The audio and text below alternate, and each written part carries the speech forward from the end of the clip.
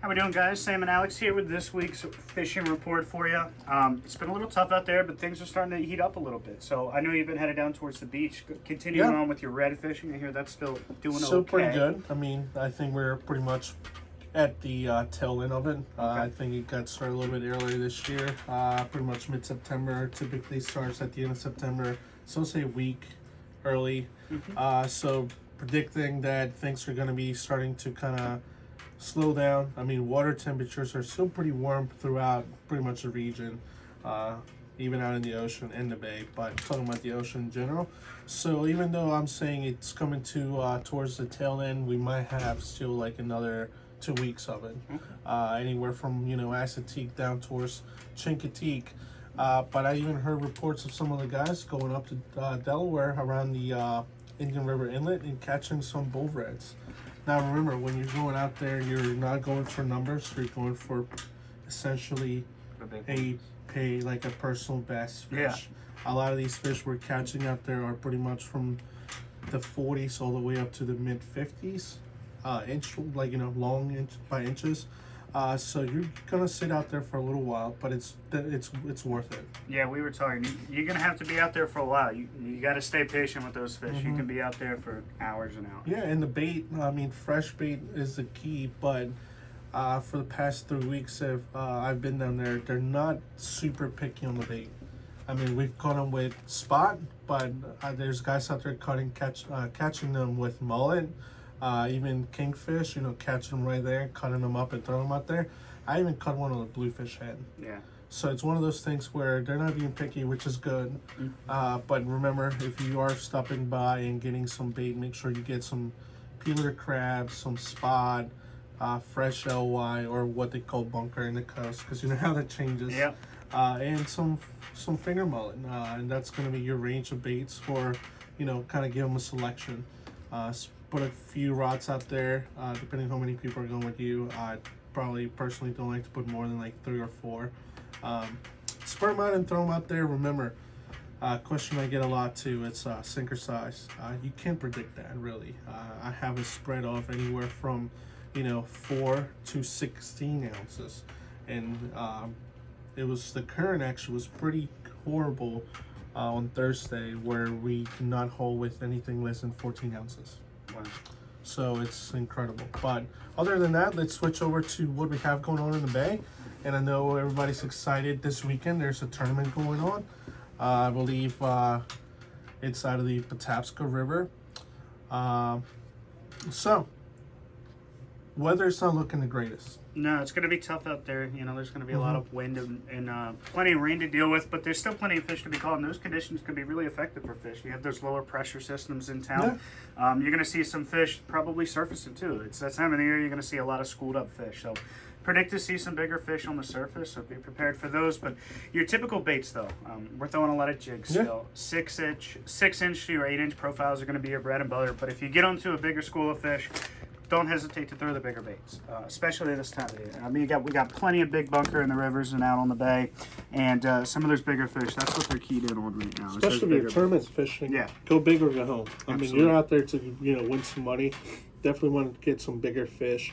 And I know the winds are going to be coming out of the northeast. So if I was fishing tomorrow, Sam and G, I will say I would want to stay on the eastern side of the bay. A lot more protected than staying out here on the west side. Probably get a little choppy out there. So speaking of that, what kind of areas are you going to target? We always talk about the mouths of the river at this time of year. So put it this way, I mean, just as a regular fisherman and going by, like, I think the tides, I saw that tomorrow high tide, it's like 7:29 or something for this Annapolis area. So to check the tides for where you're going. But I hate to say it, but for some of these tournaments and just in general now, if you're trying to get bigger fish or just cover ground, trolling. Trolling's going to be the way to go. But if I was going out there, I would kind of stay into pretty much inside the rivers. Patapsco River will be one of them. If you want to stay a little more protected, I will say Chester. Chester has a good amount of fish right there. If you're going to be doing the jigging and all that, you can actually relate to structure and stay around like the 7-foot knoll, 9-foot knoll, depending on how choppy it is out there. And if you're on the eastern side, I will even try that Hodges Bar area up there. Yeah, absolutely. In those kind of areas, another really effective bait that we forget about a lot, especially everybody's throwing baits like these, but a classic jig and spoon off of the bottom. That is a classic fall bait. Jigging that vertically right under the boat. It has a nice slow flutter to it. They throw off so much flash, and these are a really good bait this time of year. They kind of look like a small peanut bunker just falling down to the bottom. So that's another bait to keep in mind when you guys are out there. Like you said, if you're going to stay in the river systems, though, we're not going to be throwing much of this. We're going to be throwing a lot more paddle tails, jerk baits, topwaters, things like those, in that shallow 8 feet or less kind of right. depth. Now, a couple predictions for this upcoming week. Weather seems to kind of be staying on the warmer side of things, with temperatures still staying in the upper 70s. Almost, I think, a couple of days might hit 80, but meaning water temperature is staying kind of high. Typically, you know, this time of the year we call it Rocktober because it cools down. Yeah. The fish get really active. They're feeding and up on a moving. lot of bait. There's tons of bait in the area. So just predicting, if the weather stays like this for another week, everything's going to get pushed back. Yeah. So now we're not going to be seeing the full effects of October, but I think it might even translate until November. Yeah, November is starting to play out like that time of the year that we always love, when those fish are just out there on those peanut bunker all day long. So don't put the boat away yet. Yeah, Give it another month or two. Honestly, like, my main rule was always December, especially for around here. No point on getting it out if I know the weather gets a little colder, but now it's staying kind of warm, and water temperatures are staying pretty much, I believe, in that 70 mark. Pushing down the bay, though, there's still fish to be caught. And I know we've seen some Spanish mackerel down towards that Chesapeake Beach area and south. But other than that, there's still some rockfish. You know, populations aren't quite what we have up north this time of the year, but there are fish to be caught. I know a lot of guys have been fishing in the shallows in that sub 20 feet area, finding some fish down that way. So same kind of deal there. If you're in, I would say, deeper than, 14 or 15 feet of water, you might want to start breaking out this kind of stuff. But if you're up there in those shallows, jerk baits. That's the key for the And remember, we have a good solid population of speckled trout down south. I'm mixing with some puppy drum. I actually saw a couple of my buddies on Instagram catching a good amount of keeper-sized rockfish mixed in with keeper-sized speckled trout out of Point Lookout, the St. Mary's River, all the way up to Piney Point. Those areas seem to be pretty hot right now. Like you said, fishing in the shallows with some productive fishing there.